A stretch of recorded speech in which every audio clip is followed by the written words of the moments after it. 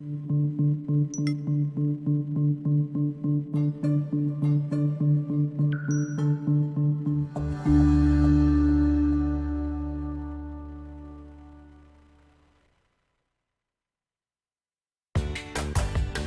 to our podcast, Doing It Right. This podcast reveals authentic stories from successful leaders doing it right. It's about their journey to become a leader, their choices, motivations, and lessons. In essence, how they built successful personal brands. Your host is Valerie Sokolosky, author of 8 leadership books and nationally known as an authority on executive presence and personal branding. Let's get started. Here's Valerie. Well, welcome today. I cannot believe it. This is podcast number 50. We are so getting ready for our first year anniversary. The first podcast was October 11th.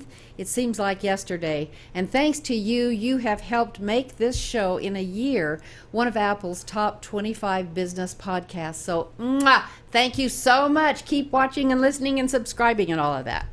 Let me tell you what today is about. We're just going to be having a conversation. And it's going to be with my guest, Jennifer Drez, who writes the most creative, interesting children's books. And they all start with Goodnight. Well, of course, when you're tucking your little one in, you say, "Goodnight, honey." Well, look at this. Here's a Goodnight Dallas. And here is a Goodnight Cowtown. That's for Fort Worth. And here is a Goodnight San Antonio, and coming is one we'll talk about, Goodnight Firehouse. So just really interesting. And before we go any further, I do want to thank Betty Ryder Boutique for this lovely top that she's graciously allowed me to wear on the show. And you can visit her store, which is just a fabulous boutique located at the plaza at Preston Center. Betty Ryder. Go in her red door and you'll see some goodies. So, hi, Jennifer. Hello, it's an honor to be here. Thank you so much for inviting me. You're welcome, and you said this is your first podcast. Are you nervous? I am a little nervous. This is my first podcast. I've never done one before. So. Oh, you know what? If it makes you feel any better, I'm nervous on every one of them. I think the day we are not a little bit edgy, I don't want any arrogance ever. We're staying authentic. So I think that's good. Be a little nervous. Nervous and excitement are supposed to be very similar, correct? Well, and excitement to talk about you and how you came up with this concept. I know that you have a degree in art history and in finance. And that sounds like, okay, 2 things. Career is launched, maybe. How did this come about? Well, I stayed home and raised my three boys, and then when my youngest went to kindergarten, I decided it was time to take on a project. And a friend, Robin Bumstead, and I had been in New Orleans together and had seen Goodnight Nola and had thought, Fort Worth needs something like this. That was a book? This. That's Goodnight a book. Nola? Okay. Cornell Landry wrote that book, and it's a great book. It takes you all through New Orleans saying goodnight. And so we took that concept and I reached out to him, and he was gracious enough to help us figure out kind of the roadmap and how to go about doing it. And then we created Goodnight Cowtown and have had a great time going into schools, reading it to children, and that led me to the other books as well. All right, so I've looked at these and I know what they're about. What's the real purpose of this? Really to instill a sense of pride in children about where they're from and where they're growing up, and also to introduce them to all the cultural institutions and all the things that really make that city unique. I thought this was very interesting. I'm going to pick up the one on Dallas for a couple of reasons. So the skyline, of course. So, if you think about tucking a little one in and the things that they would see in their little city, it just goes to page by page. I just have to show you this because I think it's really very well done. Thank you. So obviously we're known for the Red Horse on the top of the old Mobil Oil building and the Renaissance Tower. And then you go into the old Red Dealey Plaza, which is interesting. And just step by step, all of the visuals that kids can recognize. And then at the back, this I thought was great. is the explanation of all of those. Now, as an author, I know that you have to get permission for a lot of things. What was the process for getting permission to post these things? Well, we did reach out to each organization and find a contact within each one and have them sign basically a form giving us permission. And then those blurbs we did pass by each organization and make sure that they were happy with the way we represented them and the way we explained what they did. Making it legal. Yes, making it legal, making sure that everybody was on the same page. Well, Jennifer, this particular book is a little different. It has a companion, and it says right at the top, Walk STEM. Now, our audience, and I certainly know what STEM is all about. How did you happen to write one related to STEM? Koshi Dingra, who lives here in Dallas, she has an organization called Talk STEM, and they have walks that they have videoed and focusing on STEM activities. So they have a lot of different walks based on the places in the book. And so she reached out and just asked if we could do a Walk STEM edition of Goodnight Dallas. And so you can go to her website, Talk STEM, and find different walks where they explain the science, technology, engineering, math activities that a child can do at those locations and teach them to look at those places in a different way. STEM, okay. Well, so I went to the website, Jennifer, and it was very interesting. They told a story about Starbucks and thinking about STEM. First of all, what is STEM? Science, technology, engineering, math. Okay. So in this article, they were referring to Starbucks, and we all go to Starbucks, right? Most of us. Not too often. It's expensive. But anyway, they talked about how Starbucks puts STEM in place to make your coffee faster, and they have to think about all these aspects of STEM. Now, tell us about that. That sounds really interesting. I think they have to have streamline the way they do things. Yeah. And they have to know how to mix the drinks in a very fast way. Chemically, maybe not chemically, but get it to the client as fast as possible and write their name on it and call out names. I think for a child to put on that STEM lens and walk in there and look and really look at those processes instead of just ordering a drink and then simply picking their drink up and going about their day, to really look at that and really kind of look at it through a different mindset, through like looking at how they go about doing that and what math concepts are put into place and what engineering concepts they're using. And in the book, I guess this is a pullout, which is a couple of geometric things that they can play with and so forth. Anyway, what a great idea. It's a great organization. They are doing great things. They go into different schools and present these ideas. And as well, I think they're a strong resource for homeschoolers and just really the community in general. She's doing a great job. Well, and so, yes, she is. And so are you with her. Tell us about the new book coming, and it's a little different as well. Okay, this is kind of a departure for me. This is going to be Goodnight Firehouse. And really it's about, I had 3 boys, as you know, and growing up, they loved going to the firehouse, and they loved learning about fire engines and fire trucks and all the different, the brush trucks and the planes that would put out fires. And so this book kind of takes you through the firehouse, saying goodnight, and then teaching you about the different fire trucks, the fire machines. And then in the back, we kind of go through some fire safety. And I reached out to a firefighter who's over life and fire safety in Fort Worth, Kyle Clay, and just kind of had coffee with him and talked about different fires, like fire safety and what he thought was important, and told him about the book. And he looked at me and he's like, you know what? Can I have a crack at this?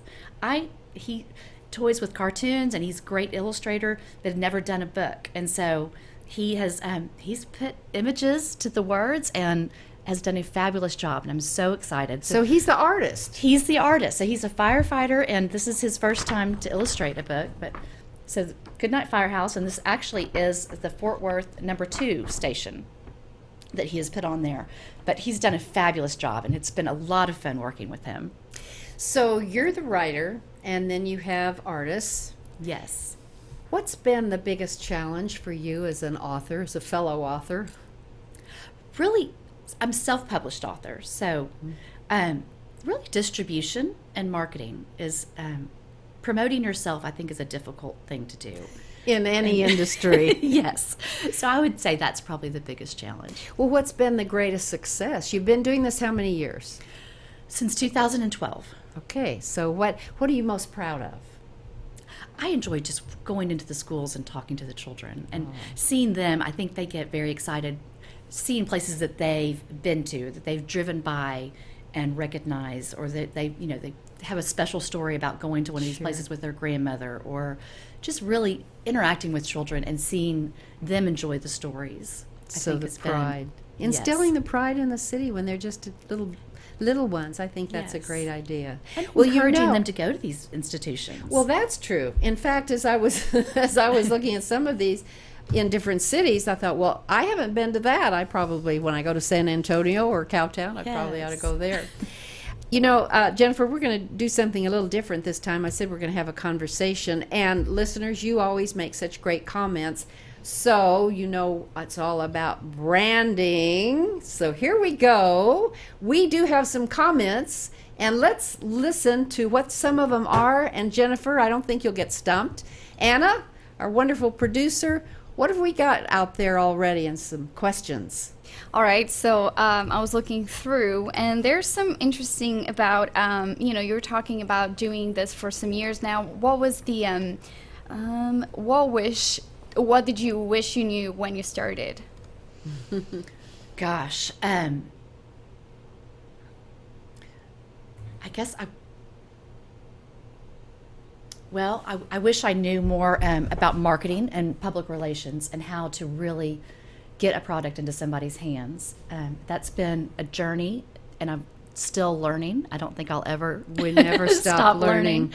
And I think, especially with this new book, since it's not based on a location, it's going to be a new challenge. And I'm excited to just kind of learn different ways of doing this and getting books into children's hands. Mm-hmm. And hopefully teaching them about fire safety and what to do if they encounter a fire. Do you have any new book in mind besides the Firehouse, moving into other genres? You know, I think I would like to do an actual story, maybe about a child. I think there's so much anxiety in childhood, and I think maybe addressing something that have a fun story about a child, finding a way to deal with their anxiety, I think would be a fun book to do. And self-confidence. Yes. There's a lot of bullying out there, Jennifer. Jennifer. There is a lot. And I think with social media and everything, I think everything is just compounded. That would be a great book. So that would be a great book. I don't know, I've toyed with the idea. That's as far as I've gotten.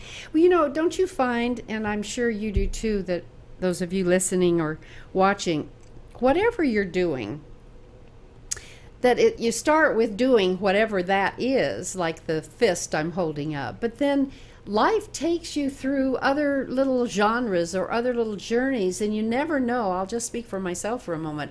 I never knew what one aspect of what I was doing at the very beginning, what it would lead to. Right. I didn't know it would lead to speaking. I didn't know it would lead to doing workshops on leadership. I didn't know it would certainly lead to executive coaching, and now a podcast, and all the elements. So being open to all of that is so fun, and that's what I'm hearing you say. You're open to different, and that would be really different off the wall for you, wouldn't it? So we'll see. And this will, I mean, I'll see how this goes, and then it'll see go if well. I can tackle I'm that. sure it will.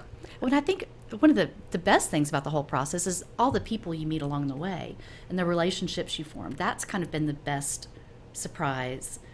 And the team. I mean, now I've got people that I rely on and hopefully rely on me, and we get these books, produced and have fun while we're doing it. Good teaming. That's good important. Teaming for sure. Anna, any other questions? Tying in with the people you were working, you were saying you had a team. There's a question about technology. What was the technology that helped you the most? Being a self-published author, I bet that there's a lot of things that you think, oh, this is great, and on the other hand, I'm like, I hate technology. What was the technology that helped you the most?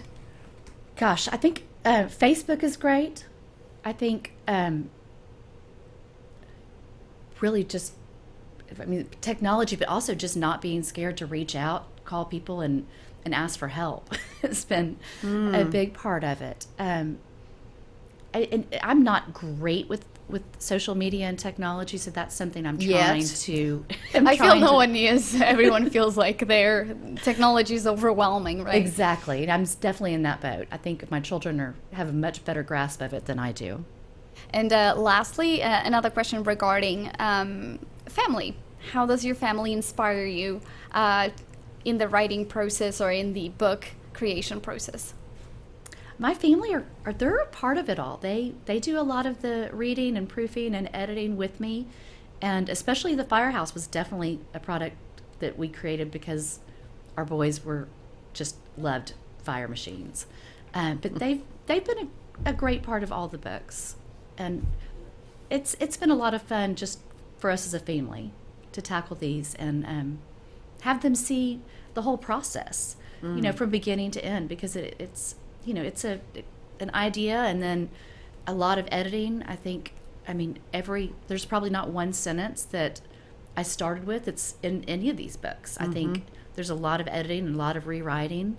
So, I think that's one of the things we talk to children about when we go into schools, just about how important that editing process is and reading aloud. And the fact that sometimes kids aren't taught spelling like they used to. That's a problem. I also think it's really interesting. I don't know about you all listening today, but if you've read novels, even by famous authors, I think it's so fun when I find a typo. I agree. I think, that editor didn't catch that, and I did. And should I write the author and tell him on page 23 change that? I think we all have that. Yes. I'm curious about what you're curious about, just in life. You're a creative person, and what do you find curious about life? Gosh, relationships, people. I enjoy meeting people, and I enjoy just that Interaction. just journey and interaction. And just finding out what makes other people tick, I think, is so interesting. It is, isn't it? Yes. We're all different. We are all different, and everybody has a story, and I think that's a lot of fun. I enjoy talking to people. Story. Glad you mentioned that, talking to people. So I'm currently taking a storytelling class. Now, I have to tell stories in front of audiences all the time, but I thought, well, this will be kind of different. I want to see how they do that. And it's been very fascinating. In the class, there are about 7 people. That's all. And everyone in the class is so different. Age, ethnicity, goals, what they do in life, what they don't do in life. And listening to their stories and how they craft them and the depth where they go to pull up those stories, I just think it's let's just say Jesus taught in parables because stories resonate. Right. So it's been a fascinating journey. I wonder if there have been stories. Let's just talk about books you like to read, stories, or what do you like to read? I love to read historical fiction. I think learning something, but with a fun twist, is always a great read for me. Okay. And then I do my beach reads as well. Just when I need a mental vacation, I think a book is an ideal place to jump into. Just get away in the Yes. pages. I love to read. So you're a mom and you've raised these 3 kids, and I'm sure that there have been some life lessons or business lessons or educational, whatever. I'd love to hear from you what you'd share with us in terms of... Gosh, parenting, I think, is just, it's humbling, and I think you realize there's always a fire. There's, so you just try to pay attention to the fire that's burning the brightest. Handling the fires. Yes, but and laughing. I think, and I think in spending time together, for us, when we can get away as a family, and just our little group of 5, I think those are just our best memories. Making memories is important, for isn't sure. it? But I think parenting it's hard, and no one tells you that when you have children. No. How hard it is. I think it's because your heart is going outside of your body. With each one, every time they embark on an adventure, your heart goes with them. You bet. So And you learn a lot of leadership lessons, don't you, raising kids? Yes, you sure do. For sure. And For management sure. lessons. And management, time management, calendar management. Exactly. Yes. I just remember so clearly through the early years when I was at home with the children, and I had 3, and they were 2 years apart and then 18 months apart. So I was very busy. And my husband was with IBM, and we'd go to events, and people would say, "And what do you do?"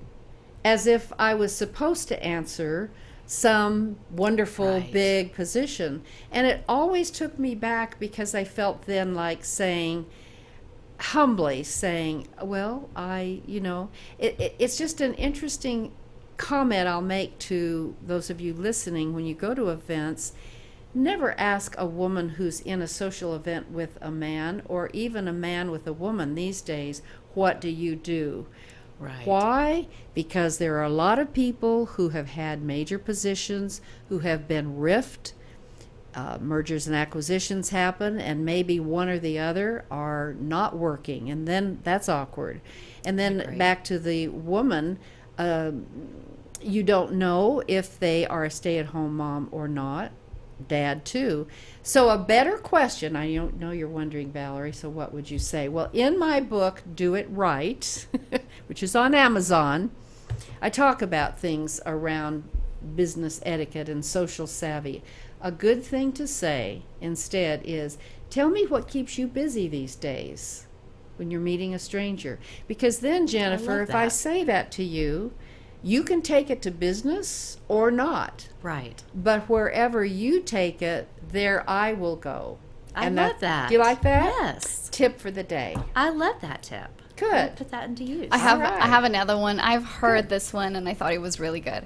It's asking someone what lights you up. Because you can talk about your interests. You can talk about maybe something that you've been doing that was interesting, and maybe tying that with an interest a person has, instead of asking what they do. What lights you What up? lights Was you that the Yes. question? Yes, what What lights gets you you up? jazzed? Like, what makes you happy? Is that, and you can say, oh, today I was very happy to, volunteer. I did, or like I took my grandchildren out on a walk, something like that. I do. I love to volunteer. My son and I are involved with YMSL, and I love What is that? it's Young Men's Service League. Okay. So we volunteer together, which is always That's a fun nice. thing to do with your children. I love to be outside. I love to go on a walk or go on a hike. Sure. Or get on a paddleboard. Anything where I'm out in nature, I think gives you a greater just sense of calm, and just we are just a little tiny bit of this whole big world. Mm-hmm. Puts things in perspective. Grounds you, doesn't Yes. it? Literally on the ground. Exactly. Is there anything else you'd want to share with us to just say to the audience about starting as an entrepreneur and what you've been through? And I think it always asking for help when you need it, and reaching out to people and making those connections, I think is really what's helped me.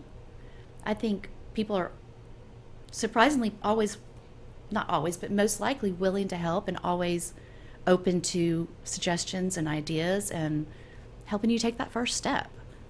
why is it so hard, Jennifer? Why is it so hard to ask for help?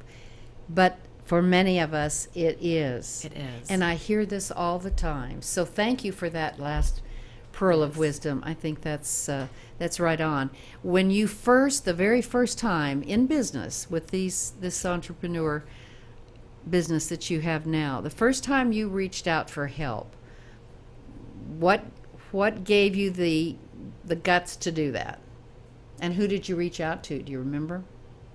I think the first book, Goodnight Cowtown, the first person I reached out to was Cornell Landry, who wrote Goodnight Nola, and who knew if he was going to, pick up the phone and call me, or, I think I emailed him, and he did. He called and I said, tell me about this. We really want to do this for Fort Worth, and he's like, go for it. And I mean, he was willing to put out a hand to help me, and that's great? really what got Robin and I started with Goodnight Cowtown. And that's a great example, because here was a man that wrote that book, Right. and he could have seen you as competition. Exactly. And he Exactly. didn't. No. So that I was love really what that. got us started. I love that. I'll remember that the next time I have to reach out to someone I'm a little nervous about. But actually, I've learned not to be, truly have. And this podcast has been partially responsible because I've found gratefully that for the most part, anyone I've tried to reach out to has responded. Now, have they always said they can be on the show? No, but most of the time they say yes. And that's a great lesson both for me and for you. So with that, I'm going to bring closure to our conversation today. I hope you enjoyed it. And how can we reach you now, Jennifer, those people who want to know more about your books? Well, you can find me on Facebook. You can also reach me through my email, jennifer@jenniferdrez.com, or info@goodnightdallas.com, or info@goodnightsanantonio.com. Okay, well, there they all are. There they all are. So, yes, I'd love to hear from people. And I'm sure that they'd love to reach out because these are really good books. Thank you so much, Jennifer. Thank you so much for having me. It's been fun. It has been fun. We'll have to have tea. Yes. So for those of you listening and watching, thanks so much again. In the meantime, until next week, you know what I'm going to say. Stay authentic and live your brand and show up with presence. Bye for now. Thanks for listening. To receive Valerie's voice, free monthly leadership tips, and to learn more about her leadership programs and coaching, visit her website, valerieandcompany.com. Next week, we'll be here again to inspire, engage, and equip you with teachable points of view from successful leaders who have been doing it right. Until then, lead authentically.